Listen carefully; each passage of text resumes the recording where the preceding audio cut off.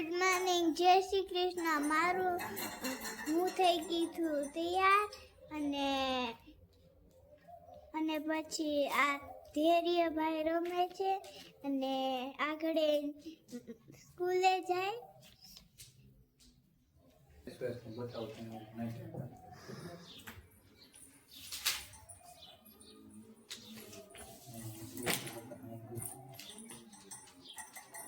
ભાઈ એ ધૈર્ય ભાઈ શું કરા હે લે લે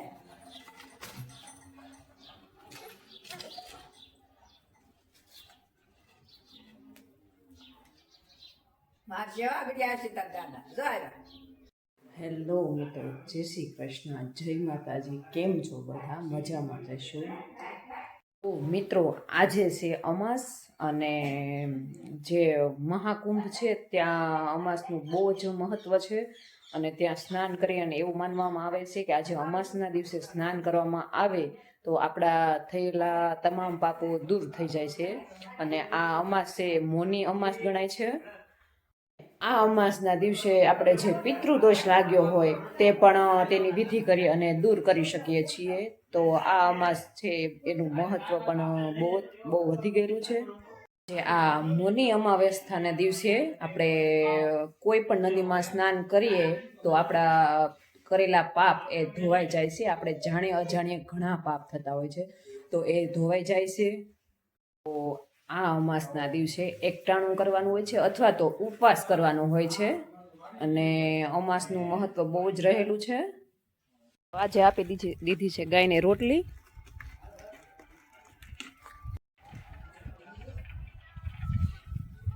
ગાય માતા કેતો ધૈર્યભાઈ પણ ગાયને જોવા માટે પહોંચી ગયા છીએ, કારણ કે સવારમાં પણ રોટલી ખવડાવી હતી અને અત્યારમાં પણ રોટલી હતી તો ખવડાવી દીધી. મિત્રો, આજે ઉનાળા જેવું મતલબમાં ગરમી જેવું વાતાવરણ છે અને થોડો થોડો પવન વાય છે અને ગરમી પણ થોડી થોડી વધતી જાય છે.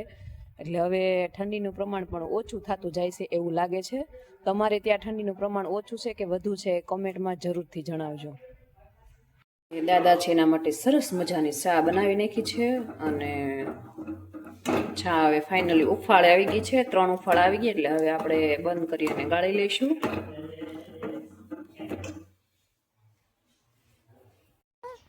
ટાટા, કેમ છો બધા? મજામાં ને? બોલતો ગાય આવી હતી કે તો ગાય આવી હતી. ગાય. તો મિત્રો, કામ કરીને થઈ ગઈ છું ફ્રી અને થોડી વાર મેં કીધું બાળકો સાથે ટાઈમ સ્પેન્ડ કરું, તો મેં લઈ લીધું છે ટાઈમ બાળકો સાથે ટાઈમ સ્પેન્ડ કરવા માટે.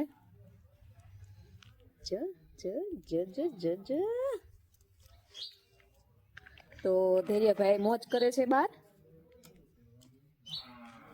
જય શ્રી કૃષ્ણ બોલો તો દીકરા. 44 વર્ષે મહા મોટો સંજોગ આવ્યો છે. બુધવાર અમાસ, આજે બીલીપત્ર.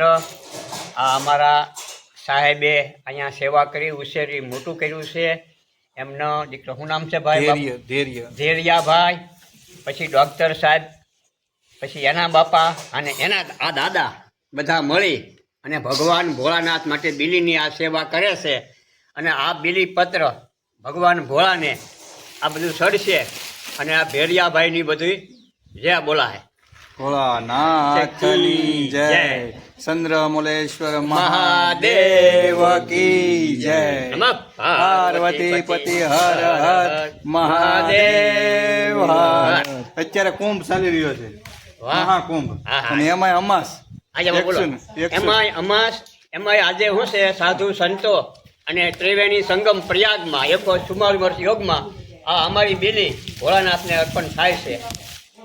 જય ભગવાન, જય ભોળાનાથ. બાપુ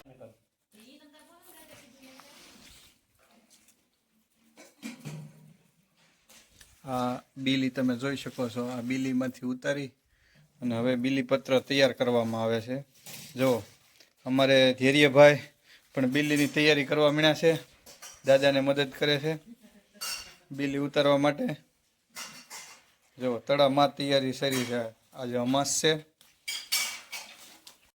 સાંજના વાગી ગયા છે 5 અને હવે લાગી છે ભૂખ, તો નાસ્તો કંઈક કરી લઈ, પણ નાસ્તામાં બીજું કંઈ છે નહીં, એટલે આપણે દેશી ટમેટાને ડીશ બનાવી નાખશું.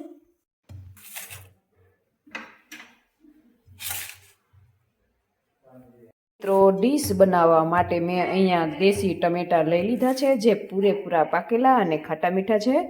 તો હવે એને આપણે કટ કરી નાખીશું. તો ટામેટા કટ થઈ ગયા છે અને હવે એમાં નાખી દઈશું મીઠું,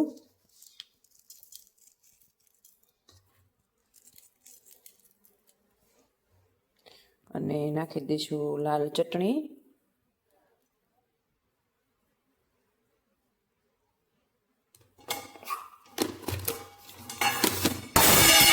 તો સરસ મજાની ચટેકેદાર ડીશ તૈયાર થઈ ગઈ છે. તો હાલો ખાવા માટે.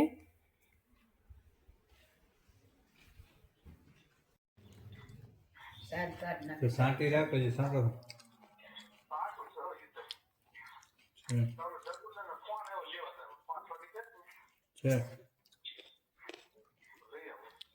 ચેક ચેક તો લઈ આવો, બીજું બી વાટે છે તો કરી. હા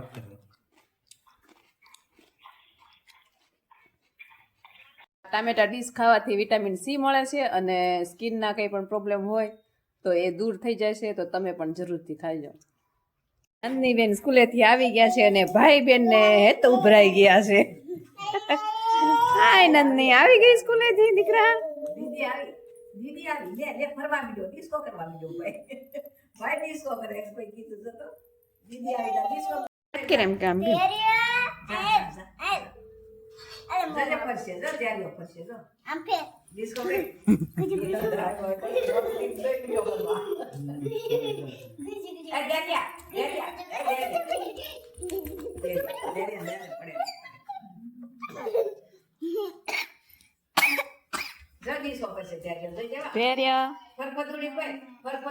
સાંજના વાગી જશે 6 અને હવે કંઈક રસોઈની તૈયારી કરીશું.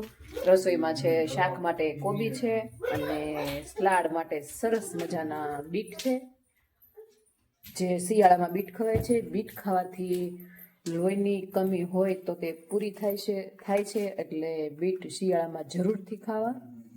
તો હવે રસોઈ બનાવી નાખીશું અને કાલે ફરી મળીશું નવા વિડીયો સાથે. અને વિડીયો ગમે તો લાઈક, શેર અને સબસ્ક્રાઈબ કરવાનું ભૂલતા નહીં. ત્યાં સુધી બાય બાય.